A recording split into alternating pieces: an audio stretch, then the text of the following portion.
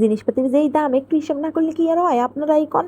তার লাগিয়ে আজকে হামনে করে মুই দেখামু কেমনে একটু তরকারিতে এক করেই তরকারি বানাবেন। সকালবেলা ঘুমের তা উঠ গিয়ে ফ্রিজ খুইলাই দেখি কোনো সবজি নাই, ওদিকে বাইরেও বৃষ্টি, কোথায়ও যাইতে পারবো না সবজি কিনতে। কি করবো, সারা ফ্রিজ খুঁজ গিয়া পাইছি একটু গরুর গোস্তের তরকারি। এইটু তরকারিতে কি আর তিনজন মানুষের খাওয়া নয়?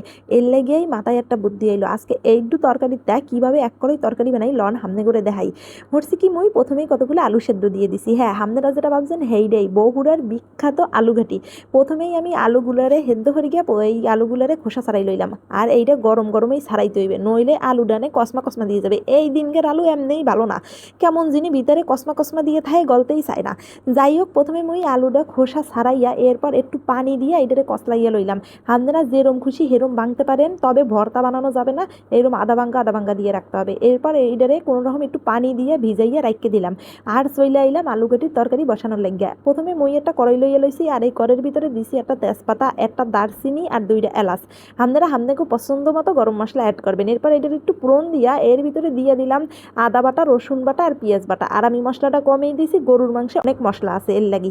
যাই হোক, এরপর মুই এর একটু পানি দিয়ে গুঁড়ো মশলাগুলো দিয়ে দিলাম। গুঁড়ো মশলা আপনারা তো যা যা দেন আপনারা আর কি, মুর বাসায় তো মুই হলুদ মরিচ ধনিয়ার গুঁড়ো আর জিরার গুঁড়ো খাই। যাই হোক, এইটা দিয়ে কষাইয়া ওই যে আলু ভাঙ্গা দিয়ে রাখছিলাম, ওই ভাঙ্গা আলুটা এটার মধ্যে দিয়ে এখন এটা হুগনা হুগনা হয়ে গেলাবো। দেখেন যখন একবারে এরকম হুগনা হুগনা হয়ে আসবে, তেলটা একটু উপরে ওরা দেবে, তখন মুই এখানে পরিমাণ মতো জল দিয়ে দেবো। আর এখানে একটু বেশ খানিকটা জল দিতে হবে। সবসময় মনে রাখবেন, আলু তরকারিতে কিন্তু জল বেশি দিতে হয়। আর হ্যাঁ, কলা তরকারিতেও জল বেশি দিতে হয়। যাই হোক, যখন এইটা এমনি ফুটিয়ে উঠবে, তখন মুই এই গোস্তটা দিয়ে দেবো। গোস্তটা যেহেতু আগের তার রান্দা আছে, এর লাগি বেশি এনে জাল লাগবে না, এই জন্য যখন একটু ফুটি টুটি উঠছে তখন গোস্তটা দিয়ে দিছি। যাই হোক, এরপর মুই এইখানে আরও একটু সময় ঢাকনা দিয়ে ডাইকে তারপর রান্নিয়ে নেবো। ফিরে আসছি মুই মোট 15 থেকে 20 মিনিট পর। এই দেখেন এইটা প্রায় কিন্তু হয়ে গেছে। এবার মুই একটু কাঁচামরিচ ফালি দিয়ে দিয়ে এরপর চলে গেছি বাগার দিতে। আর এই বাগারের ক্যামেরাম্যানকে এটা জানেন, মোর মাইয়া, মোর 5 বছরকে বয়সী মাইয়া, দেখে না ক্যামেরা কেমনে ঘুরাই ফিরাই। এই দেখেন ক্যামেরা নেয় কোথায়, আর ওরে নিয়ে আর পারি না। এদিকে ঘুরাও মা, এদিকে ঘুরাও। এই দেখেন মুই আবার বাগারে চলে আইছি।